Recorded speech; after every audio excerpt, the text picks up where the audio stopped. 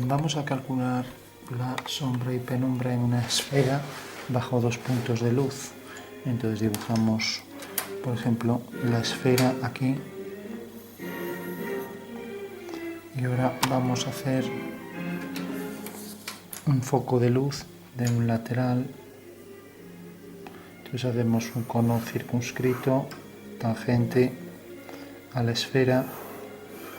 Y hacemos lo mismo del otro lado. Podemos imaginar una horizontal para hacer más simétrica la figura, y respecto a una vertical hacemos el otro. Vamos a hacer que no haya simetría para que se vea claramente el corte. Entonces hacemos el otro cono circunscrito aquí. A ver, debe ser tangente.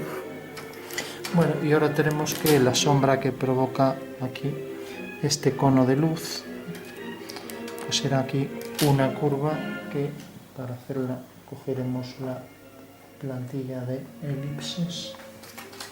Aquí estamos en perspectiva, será una circunferencia o una elipse. Entonces vamos a coger aquí esta elipse, por ejemplo,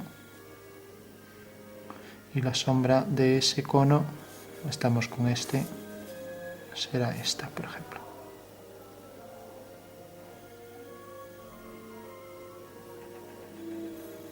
Ahí la tenemos. Esa será la sombra del cono, y la sombra del otro cono, hemos cogido esta, pues será, por ejemplo, esta. Vamos a hacer así, no tienen por qué estar alineados en el eje vertical, ya que uno puede estar más adelante que otro. La sombra del otro cono será esta.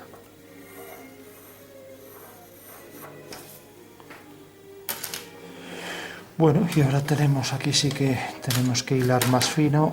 Imaginamos el plano donde se proyecta la luz.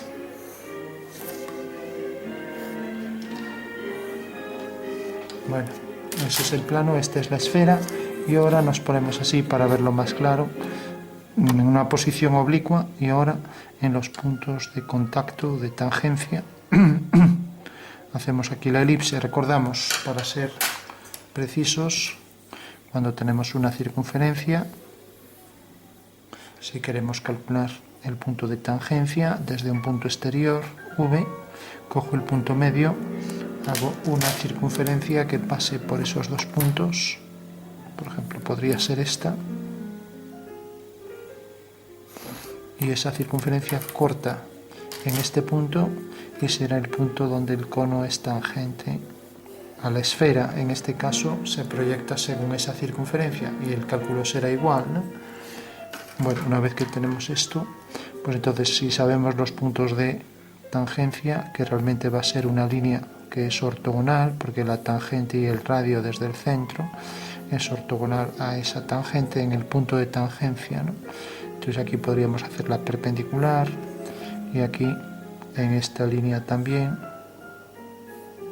y tendríamos que estas dos son simétricas respecto al eje de revolución del cono, ¿no? Bueno, eso quiere decir que la elipse pasará por estos dos puntos, y puede proyectarse según una recta si aquí se proyecta según rectas, pero en el momento en que esto está en una posición visto desde arriba, esto se verá también según una elipse. Calcular ya los parámetros de esa elipse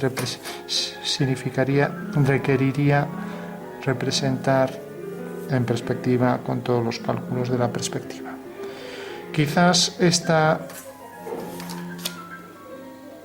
como puede estar orientado hacia aquí y esto está proyectado en un plano, no tienen por qué ser elipses semejantes, o sea que podría coger, para hacer un efecto más real, elipses más excéntricas. Vamos a coger una de elipses más excéntricas. Escogemos este y pasa por esos dos puntos, y el eje menor de la elipse coincide con el eje, vamos a coger este mejor, con el eje de revolución del cono. O sea que esta será la circunferencia tangente al cono y perteneciente a la esfera, ¿no? Mientras que si hacemos la otra, Al variar la posición, esto uno más cerca que otro, ya que este, al proyectar más hacia aquí, pues viene más hacia atrás, como hacemos con el lápiz, ¿no? Entonces proyecta la luz más hacia adelante y este, pues más hacia atrás, viene más hacia aquí, ¿no? Bueno, entonces hacemos el otro cono. Tenemos por un lado este cono y por otro lado, cuando hay dos es más fácil equivocarse. Entonces tenemos aquí el punto de tangencia y tenemos aquí el punto donde va a ser tangente de la elipse y el otro punto aquí. Eso quiere decir que la elipse vendrá por esos dos puntos.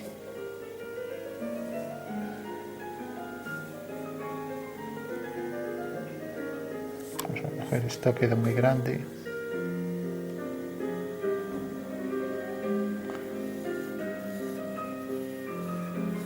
Bueno, pues ya tenemos ahí las dos formas de sombra que se definen ahí y necesariamente aquí, como vemos, este ilumina este trozo, pero este no.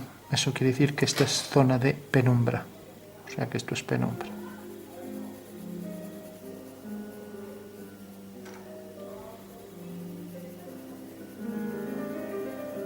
Penumbra. Mientras que esto por aquí debajo de estos dos tramos elípticos tenemos sombra. De igual forma aquí también tendremos esto, será penumbra, ya que como vemos esta es la sombra de este cono, pero aquí hay luz que ilumina este punto de luz, ¿no? O sea, aquí tenemos un punto de luz, aquí el otro, L es 1, L es 2. Bueno, entonces según eso ya sabemos que todo esto queda en penumbra y lo único que va a quedar, la sombra consta de la penumbra, que será este fragmento, este otro fragmento. O sea que la sombra va a constar siempre de esas dos partes cuando la luz no es puntual. O sea, cuando la luz o tiene volumen o está desdoblada en varios focos, ¿no? Entonces tenemos zona de penumbra, o sea que llega algo de luz. Y la penumbra es debido a eso, a que la luz no es un punto, sino que hay varios puntos, o un filamento con varios puntos de luz. Y la zona de umbra, que es la sombra ya donde no llegaría nada de luz. Que bueno, aquí en la Tierra, por efecto de la reflexión de la luz no va a pasar, pero en sitios donde no hay atmósfera como en la Luna se puede ver el negro absoluto en algunas sombras, según las condiciones de luz, por poner un ejemplo, ¿no? Entonces hacemos ya aquí la sombra. Esto ya sería la sombra intensa del oscuro, donde no llega la luz. Si prescindimos de todo, pues ponemos esto en una habitación oscura, pues este es el tono muy oscuro. Entonces vamos a darle más sombra.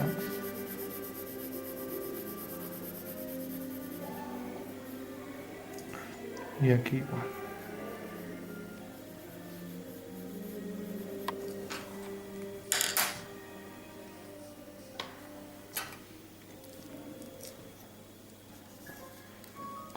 Entonces le damos con un difumino para que quede más suave. Entonces tenemos aquí por un lado la sombra,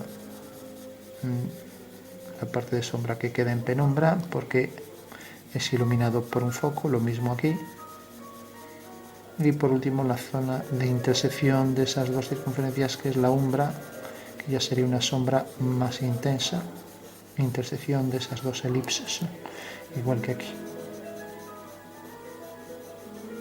Más intensa aquí, aquí más suave, y luego aquí ya sabemos que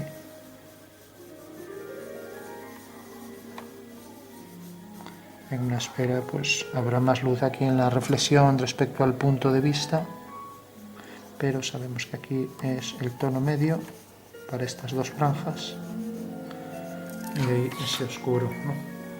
Entonces vamos por último ya a afianzar este oscuro, ya que ahí se ha fundido bastante con la penumbra.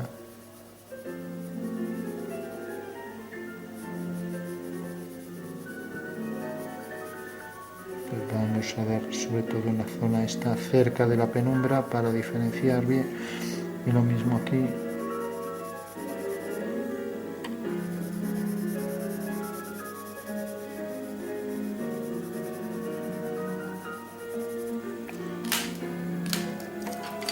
Bueno, aquí nos refleja un poco la luz, pero bueno, así ya vamos viendo cómo efectivamente la zona de intersección es la de máxima oscuridad.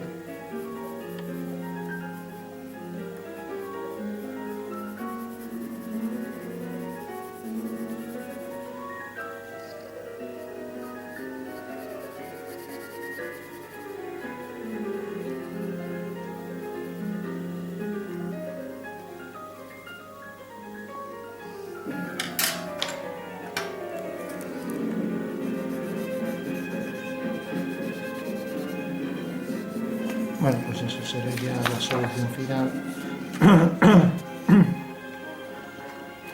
Entonces recordamos, punto de luz, un cono tangente provoca esta zona que es iluminada por esta zona de luz y por tanto ahí deja parte de, tiene la luz solo de un foco, ¿no? Esto sombrea, pero esto no, y por tanto tendrá pues la mitad de la luz, ¿no? Al margen de cuestiones del ángulo de inclinación que hace que varíe la intensidad, etcétera. Y este le pasa lo mismo, resulta que este pues provoca aquí esta sombra, pero la luz esta da por aquí zona de más claridad, ¿no? Y luego este cono produce esta sombra, este otro esta, y la intersección es donde en teoría ya no llegaría luz ninguna, y ahí es donde remarcamos bien la zona que va a ser de mayor sombra o umbra. Lo marcamos por aquí, así. Y sería esa la intersección. Bueno, pues esa sería la solución final al ejercicio. Recordamos también que el punto de luz es tal que proyecta aquí con un ángulo igual, incidente y reflejado, y hace que aquí se proyecte la zona de mayor luz, ¿no? Que sería el brillo que va a provocar la esfera, el lustre, ¿no? Y que queda ahí marcado aquí en un punto más intenso de luz.